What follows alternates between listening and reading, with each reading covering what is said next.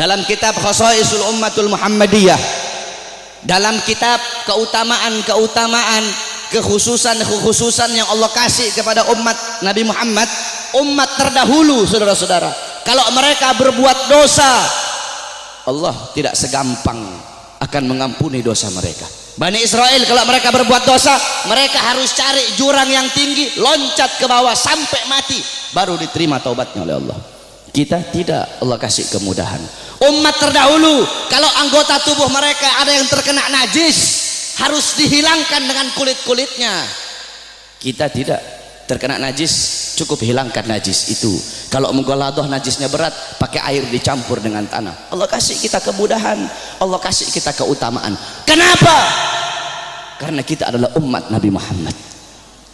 Kuntum khairu ummatin ukhrijat linnas. Kamu sekalian umat yang paling bagus, umat yang paling baik, umat yang paling utama, umat yang paling mulia yang Allah keluarkan untuk segenap manusia. Kenapa kau jadi umat yang terbaik?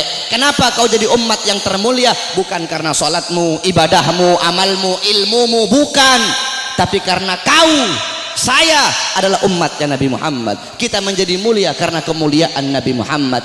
Makkah menjadi kota yang mulia karena Makkah kota kelahiran Nabi Muhammad. Madinah menjadi kota yang mulia karena Madinah kota hijrah dan kota wafatnya Nabi Muhammad.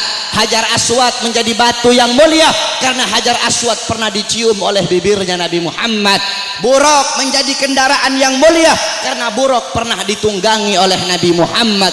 Bahkan ada salah satu ulama yang mempertanyakan, siapa yang lebih mulia, sendalnya Nabi atau malaikat Jibril alaihi salam? Jibril alaihi salam tidak pernah berjumpa langsung dengan Allah, tetapi Nabi Muhammad bahkan sendalnya telah berjumpa dengan Allah. Dalam kitab Al-Anwar Al-Bahiyah dijelaskan, sendalnya Nabi berjumpa dengan Allah. Kenapa sandal itu menjadi mulia? Sandal itu menjadi mulia karena dipakai oleh kaki yang mulia, kakinya baginda Nabi besar Muhammad. Pernah seseorang bertanya kepada salah satu ulama, siapa yang lebih mulia, Ka'bah ataukah makbarahnya Nabi? Ka'bah atau kuburnya Nabi yang lebih mulia? Apa jawab ulama itu? Kalau kita lihat dari kuburnya, maka Ka'bah lebih mulia.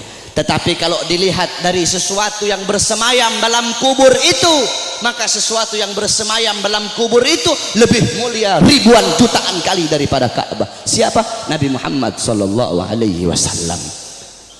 Kita menjadi mulia karena Nabi Muhammad. Ma madahtu Muhammadan bi qasidati walakin mudiha qasidati bi Muhammadin. Tidaklah aku memuji Nabi dengan syairku, aku tidak memuliakan Nabi dengan syairku, aku tidak mengagungkan Nabi dengan syairku, tetapi syairku yang menjadi mulia karena telah memuliakan Nabi Muhammad. Syairku yang menjadi agung karena telah mengagungkan Nabi Muhammad. Syairku yang menjadi terpuji karena telah memuji Nabi Muhammad. Kalian nih, kalian semua yang duduk di sini merayakan Maulid Nabi. Nabi Muhammad tidak butuh, tapi kita yang butuh untuk merayakan Maulid Nabi Muhammad. Kamu duduk di sini memuliakan Nabi, mengagungkan Nabi. Nabi tidak butuh, tapi kamu yang butuh untuk memuliakan dan mengagungkan Nabi Muhammad. Kamu duduk di sini bersolawat kepada Nabi, memuji Nabi, mengagungkan Nabi. Itu tidak akan menambahkan kemuliaan Nabi. Kalau dengan kamu bersolawat menambahkan kemuliaan Nabi, berarti Nabi butuh dengan solawatmu. Nabi tidak butuh, tapi kamu dan saya yang butuh dengan bersolawat kepada Nabi. Kita memuliakan Nabi tidak akan menambahkan kemuliaan Nabi, tapi itu menambahkan kemuliaan kita. Kita tidak bersolawat, tidak mengagungkan beliau, itu juga tidak akan mengurangi kemuliaan beliau. Karena beliau kemuliaannya lautan jadi tinta, pohon jadi pena, digunakan untuk melukis kemuliaan Nabi. Lautan jadi tinta, pohon jadi pena, tidak akan sanggup untuk melukis tentang kemuliaan Nabi Muhammad. Maka saya dan kalian menjadi mulia karena kemuliaan Nabi Muhammad sallallahu alaihi wasallam. Nabi Allah Adam, saudara-saudara, Allah memerintahkan kepada seluruh penghuni langit untuk bersujud kepada Adam. Kenapa, saudara-saudara? Para ulama mengatakan, pertama, untuk memuliakan nur Nabi Muhammad yang ada dalam tulang sulbi Nabi Adam alaihissalam. Makanya kenapa ketika iblis tidak mau bersujud, Allah sangat-sangat murka. Allah tidak memandang Nabi Adamnya, tetapi yang Allah pandang nur Nabi Muhammad yang ada dalam tulang sulbi Nabi Allah Adam alaihissalam. Saudara-saudara, para ulama-ulama salaf kita itu kalau dengar azan mereka pasti meletakkan kedua jempolnya ini di langit-langit, mereka letakkan di langit-langit, kemudian mereka usap di kelopak mata mereka sambil berkata marhaban bihabibi wa qurrati aini. Kenapa saudara-saudara? Dulu Nabi Adam alaihissalam itu selalu dibuntuti oleh malaikat, kemanapun Nabi Adam pergi diikuti oleh malaikat. Nabi Adam bertanya, ya Allah, kenapa setiap aku pergi kok di belakangku selalu ada malaikat? Apa kata Allah? Karena mereka tertarik dengan nur yang ada dalam tulang sulbimu. Apa nur yang ada dalam tulang sulbimu? Nur itu adalah nur daripada nanti salah satu cucumu. Kemudian apa kata Nabi Adam? Ya Allah, kalau begitu tolong pindahkan nur ini ke hadapanku ya Allah. Dipindahkan nur Nabi Muhammad di hadapan Nabi Allah Adam alaihissalam. Ketika dihadapkan di hadapan Nabi Allah Adam, malaikat yang di belakang semua berdiri di depan Nabi Allah Adam alaihissalam. Nabi Adam ini penasaran seperti apa bentuknya ini nur sampai malaikat begitu tertarik. Apa kata Nabi Allah Adam? Ya Allah, kalau begitu tolong pindahkan nur ini di kedua kukuku agar aku bisa melihat seperti apa nur itu. Ditaruh nur Nabi Muhammad di kukunya Nabi Allah Adam.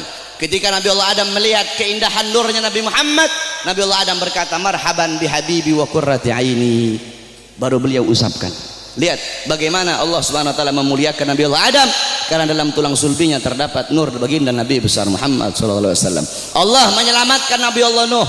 Allah selamatkan Nabi Allah Nuh dari banjir yang besar, dari musibah yang besar. Kenapa? Karena dalam tulang sulbi Nabi Allah Nuh terdapat nur baginda Nabi besar Muhammad. Allah selamatkan Nabi Allah Ibrahim alaihissalam dari api Namrud. Kenapa? Karena dalam tulang sulbi Nabi Allah Ibrahim terdapat nur baginda Nabi besar Muhammad. Allah menyelamatkan Nabi Allah Ismail ketika akan disembelih, Allah rubah menjadi seekor domba. Allah selamatkan Nabi Allah Ismail. Kenapa? Karena dalam tulang sulbi Nabi Allah Ismail terdapat nur baginda Nabi besar Muhammad. Dan saya dan kalian nanti di akhirat akan diselamatkan. Kenapa? Karena saya dan kalian umat Nabi Muhammad sallallahu alaihi wasallam. Oleh karena itu saudara-saudara, bagi kami para habaib, Maulid bukan hari raya, tapi bagi kami Maulid lebih mulia dan lebih agung daripada hari raya. Di tempat saya bapak-bapak di Sulawesi itu kami santri-santrinya guru tua. Guru tua itu Al-Imam Al-Habib Idrus bin Salim Al-Jufri. Kami itu ketika datang bulan Maulid, semua rumah kami cat baru. Datang bulan Maulid, semua rumah kami cat baru, kampung kami hias, jalan kami baguskan. Hanya di bulan Maulid, tidak di bulan yang lain. Hari raya, rumah kami tidak kami cat baru. 17 Agustus, rumah kami tidak kami cat baru. Maulid, rumah kami cat baru. Kenapa? Karena bagi kami Maulid adalah hari yang paling mulia di muka buminya Allah Subhanahu wa taala. Kenapa bisa seperti itu? Dalam kitab Tuhfa, dalam kitab Hawashi Syarwani ala Tuhfal Muhtaj. Hawashi Syarwani itu kitabnya Al-Imam Syarwani. Tuhfal Muhtaj itu kitabnya Al-Imam Ibnu Hajar Al-Haytami. Yang dimana Tuhfal Muhtaj adalah syarah daripada kitab Minhajut Talibin Al-Imam Nawawi. Jadi kalau ente orang belajar fikih, ada namanya matan, ada namanya syarah, ada namanya hawashi. Matan itu isi, syarah itu penjelasan daripada matan, hawashi penjelasan lebih rinci daripada syarah. Jadi matan diberi syarah, syarah diberi hawashi. Matannya itu Minhajut Talibin Imam Nawawi, disyarahkan oleh Imam Ibnu Hajar Al-Haytami, yaitu Tuhfal Muhtaj, syarah Minhaj. Tuhfal Muhtaj kemudian dijelaskan lagi oleh Al-Imam Syarwani yang diberi nama Hawashi Syarwani. Dalam kitab Hawashi Syarwani dijelaskan bahwasanya inna afdhalal layali, sesungguhnya paling mulianya malam itu, paling utamanya malam itu, yaitu malam kelahiran baginda Nabi besar Muhammad. Setelah malam kelahiran Nabi baru malam Lailatul Qadar. Setelah malam Lailatul Qadar baru malam Isra. Setelah malam Isra setelah malam Lailatul Qadar malam Jumat. Setelah malam Jumat baru malam Isra. Kenapa malam kelahiran Nabi menjadi malam yang paling mulia? Kenapa malam kelahiran Nabi menjadi malam yang paling agung? As-Sayyid Al-Habib Muhammad bin Alwi Al-Maliki, beliau mengutip perkataan daripada Al-Imam Haramain Sayyid Amin Qutbi. beliau berkata, Sayyid Amin Qutbi berkata, ya Lailatul Itsnin, madza safahat, wahai malam Senin, apa yang telah menyapamu? Wahai malam Senin, apa yang telah menyapamu? Kau begitu mulia, kau begitu agung, engkau begitu wangi, wahai malam Senin. Berawal hari-hari yang mulia dalam Islam, semua berawal darimu. Adanya Idul Fitri, adanya Idul Adha, adanya Ramadan, adanya Rajab, adanya Fathul Makkah, adanya kemenangan perang Badar, adanya Lailatul Qadar, adanya hari Jumat, adanya malam Jumat, adanya 10 Muharram, semua berawal darimu wahai malam Senin. Kenapa? Karena pada malam Senin itu lahir baginda Nabi besar Muhammad sallallahu alaihi wasallam.